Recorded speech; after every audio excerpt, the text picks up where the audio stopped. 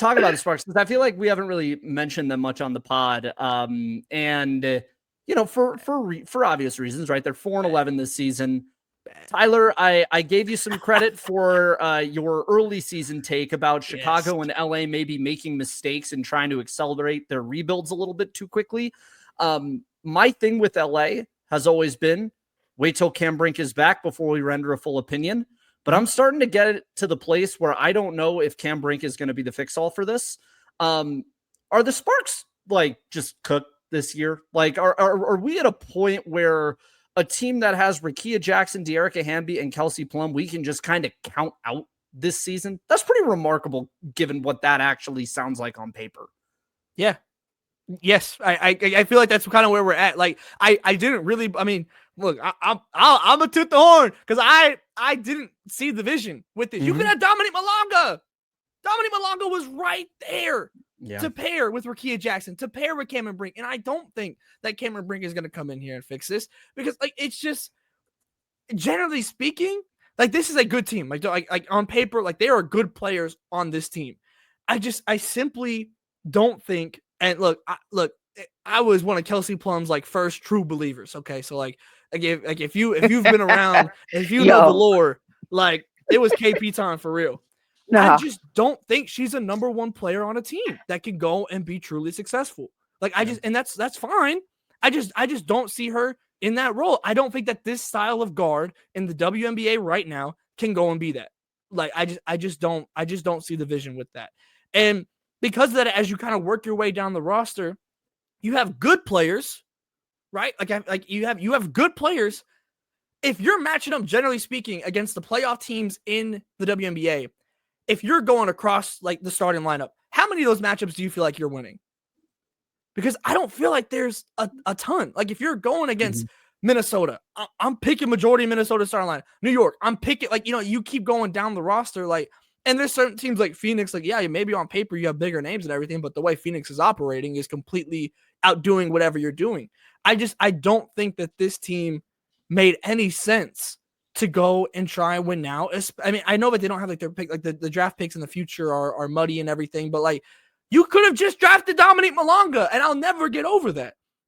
You would have probably had the same record right now, and you could have had Dominique Malonga. I think it was a complete and total misstep, and I think this is a good team. If you put a superstar on this team, and it's easy to say that, right? But a superstar on this team, I would love the construction of this team. You just don't have a number one player on this team at all, and it's showing with that record to me. I think they're just underachieving, honestly. I feel like they should be in the same boat as the Valkyries. To me, there's no reason why a team with champions, 6 women of the year, there is too much talent on this team to be this bad. Because I think, yes, you do kind of need an Nafisa Collier, but I feel like they have the rest of the Minnesota Lynx. You know what I'm saying? You're not gonna tell me that Azare and Bridget Carlton. I'm taking Azare all day, every day. She had 21 on 8 of 9 shooting or something last night. She was 100% from the field for a very long time. She's had really, really great games this season. Yes, for sure. And has been pretty consistent in being a good piece for them. De'Arica Hamby had those 30-point games to start. So I'm kind of there's something else going on in that you can't get everybody on the same page and get everybody operating at peak efficiency at the same time. Because, again, Minnesota does not have a lot of flashy names, but they work really well in conjunction with each other and are able to, operate as a machine, and everybody understand. And I feel like you have a machine with better parts.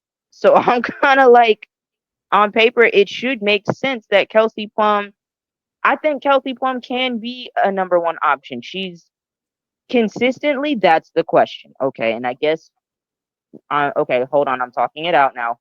Yep. In order to be a number one option. Yeah. In order to be a number one option. You got to show up. Consistency. Yeah. Consistency is key. So I do think, I still think she can. No. She's 30. No. Because we had all of these stretches where it was is Kelsey Plum the MVP of the Aces? Ooh, moron. Yeah, those take.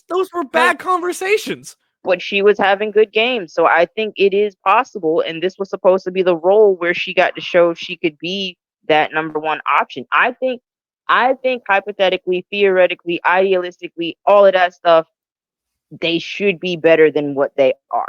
Like, it just doesn't make sense that they're not good. And I agree with Andrew. I don't think Cam Brink coming in, I think it helps, but like it's essentially going to be her.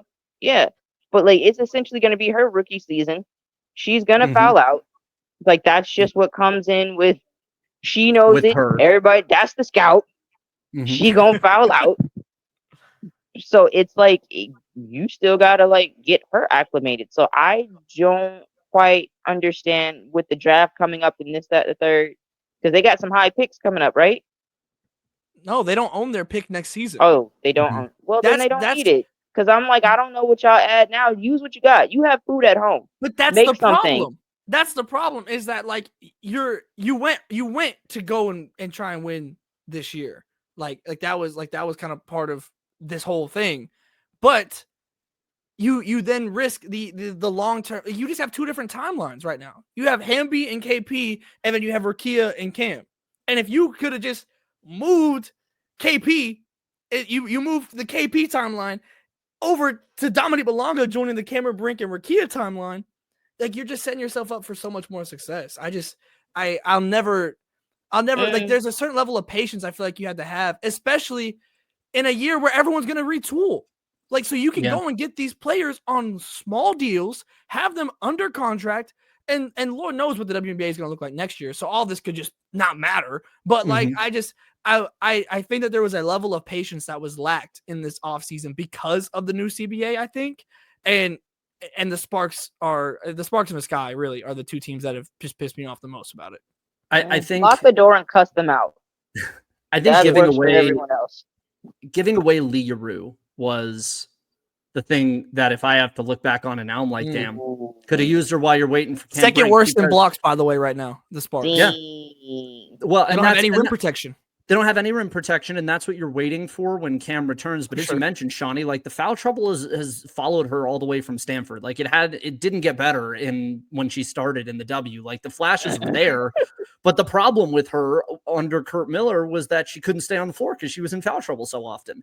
And giving away Lee, I think, was the one where I'm like, yeah, man, that it was a lot to put on Azurá Stevens, who I think, in fairness to her, has been completely rejuvenated in this system. She's been really good. She's been great. I mean, she had 21-7 last night. You know, she is a functional stretch 4 in this league. But right now you're asking her to play 4 and 5. You know, you need a to be honest, I think you need like a Brianna Jones type on this team. That is like a dominant center that can, you know, clog the paint, that operates in a way that Alyssa Peely kind of did when she was at Utah, maybe without like that third level of scoring that we know Peely has.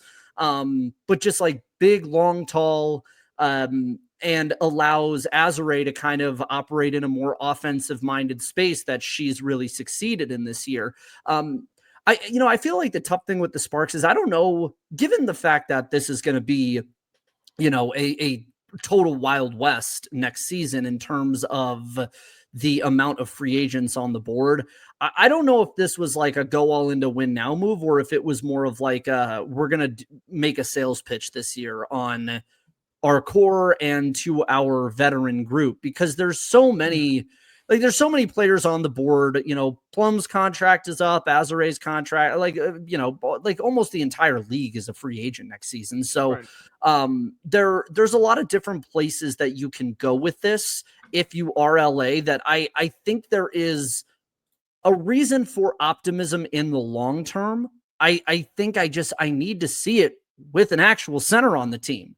And that's the thing that's kind of driving me crazy is they don't have one. And I think Brink is not going to be the fix all that we think it will be.